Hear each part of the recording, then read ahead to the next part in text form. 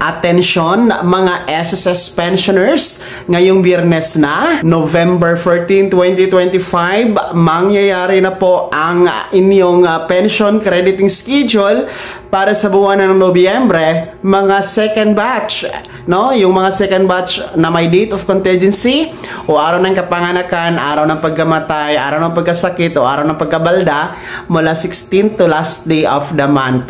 Advance po, no, ang inyong November pension o urong ito sa November 14 dahil nga po ang original ninyong petsa, which is November 16, ay natapat po kasi yan sa araw ng linggo at hindi talaga pwede mag-credit kapag weekend o holiday ayon po sa isang SSS circular. So ang mangyayari dyan, i-atras po sa pinaka last working day ni SSS at yan nga po ngayong Biyernes, November 14, 2025. 2 araw na advance, mas maaga kaysa inaasahan. So kahit paano, mas maaga nyo po mapapakinabangan at magagamit ang inyong November pension, mga second batch, katulad ng mga first batch noong October 30 dahil nataon din po sa holiday ang October 31 and November 1. Kaya antabayanan nyo po sa inyong ATM card ngayong darating na Biyernes, November 14, mga second batch.